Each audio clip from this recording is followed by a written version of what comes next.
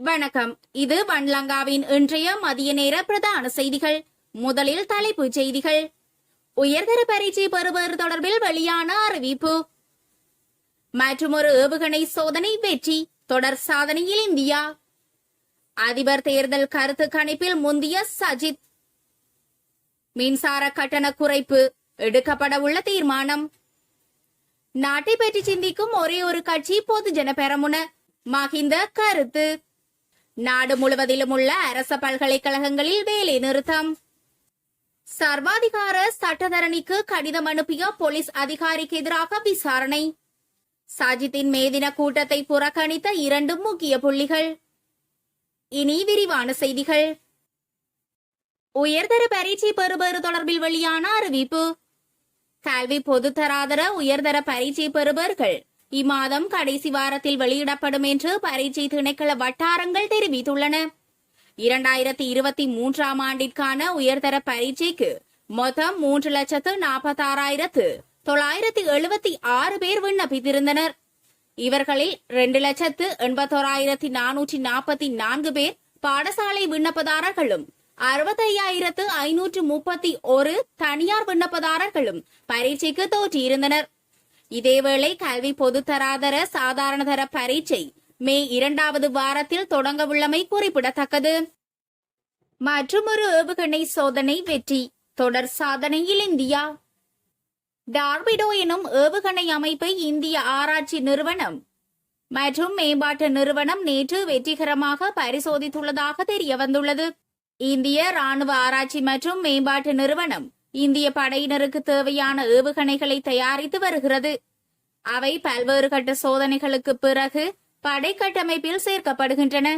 இந்த நிலையில் டார்பிடோ என்கின்ற ஏவுகணை அமைப்பை இந்திய ராணுவ ஆராய்ச்சி மற்றும் மேம்பாட்டு நிறுவனம் நேற்று வெற்றிகரமாக பரிசோதித்தது. ஒடிசா கடற்கரையில் உள்ள டாக்டர் APJ அப்துல் கலாம் தீவில் இந்த சோதனை மேற்கொள்ளப்பட்டது.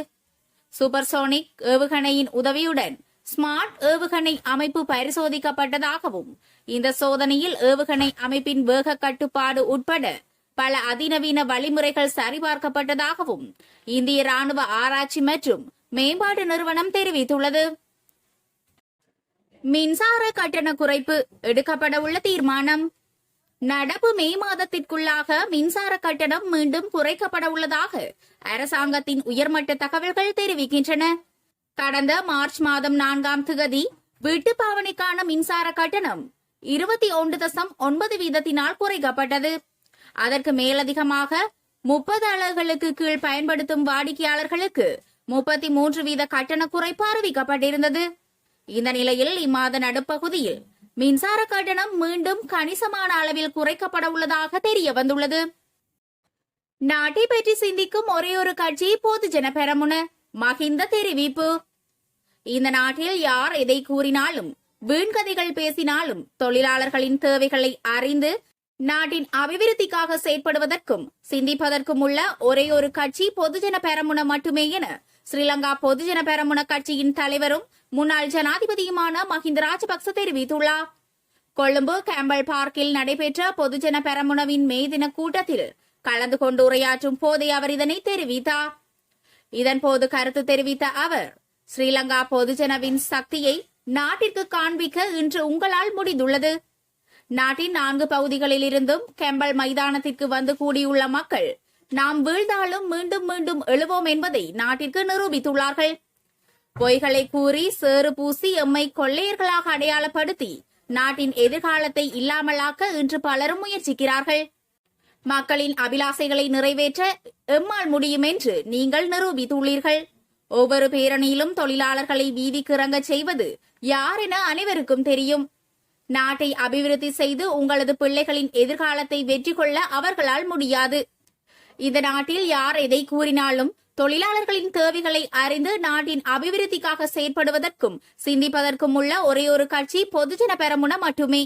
இதனை முன்னாள் ஜனாதிபதி மஹிந்த ராஜபக்ச தெரிவித்தார். நாடு முழுவதிலும் உள்ள அரசு பல்கலைக்கழகங்களில் வேலை நிறுத்தம். அனைத்து பல்கலைக்கழகங்களின் தொழிற்சங்க கூட்டமைப்பு இன்று நண்பகலில் இருந்து வேலை நிறுத்தத்தில் ஈடுபட தீர்மானித்துள்ளது.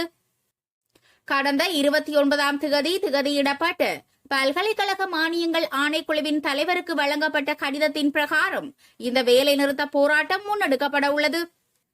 பல்கலைக்கழக கல்விசாரா பணியாளர்களின் சம்பள முரண்பாடு, சம்பள அதிகரிப்பு மற்றும் அவர்களை பாதிக்கும் பிரச்சினைகளிற்கு உரிய கால அவகாசங்கள் வழங்கப்பட்டும் பல்கலைக்கழக மானியங்கள் ஆணைக்குழுவும் அரசாங்கமும் இதுவரை தீர்வினை வழங்காமையால் அதற்கு எதிர்ப்பு தெரிவித்தும் உடனடி தீர்வினை வேண்டியும் தொடர்ச்சியான வேலை நிறுத்தத்தில் ஈடுபட தீர்மானிக்கப்பட்டுள்ளது.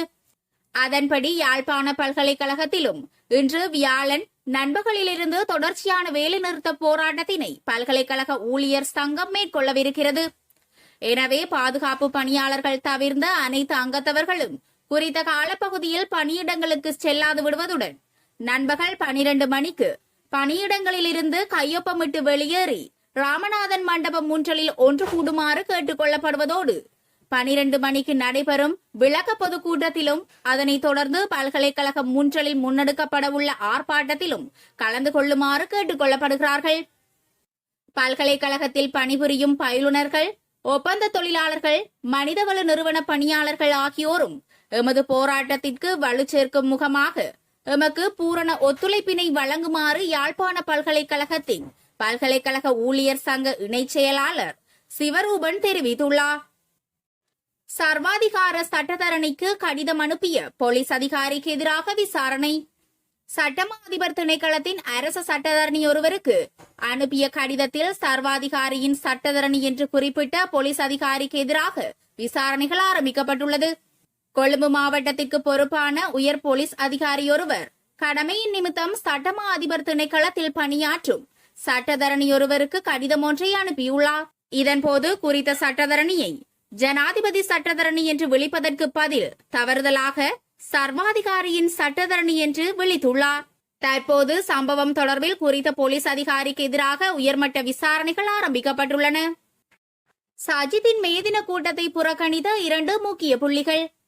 கொழும்பில் நேற்று இடம்பெற்ற ஐக்கிய மக்கள் சக்தியின் மேதின பேரணி மற்றும் கூட்டத்தில் அந்த கட்சியைச் சேர்ந்த 2 முக்கிய புள்ளிகள் கலந்து கொள்ளவில்லை என தெரிவிக்கப்படுகிறது. இதன்படி கட்சியின் நாடாளுமன்ற உறுப்பினரான ராஜித சேனாரத்ன மற்றும் தலதா அத்துக்கோரளா ஆகியோர் நேற்று கோட்டையில் நடைபெற்ற கட்சியின் மேதின கூட்டத்தில் கலந்து கொள்ளாதது குறிப்பிடத்தக்கது. அத்துடன் அகில இலங்கை முஸ்லிம் மக்கள் கட்சி தலைவர் ரிஷாத் பதியுதீனும் கலந்து கொள்ளவில்லை. இதேவேளை அண்மையில் சஜித் தரப்புடன் இணைந்த நாடாளுமன்ற உறுப்பினர்களான ஜிஎல் பீரிஸ் மற்றும் டிலான் பெரேரா ஆகியோருக்கும் முக்கியத்துவம் வழங்கப்பட்டுள்ளமை மற்றொரு அம்சமாகும். இவர்களுக்கு முன் இருக்கைகள் கொடுக்கப்பட்டன.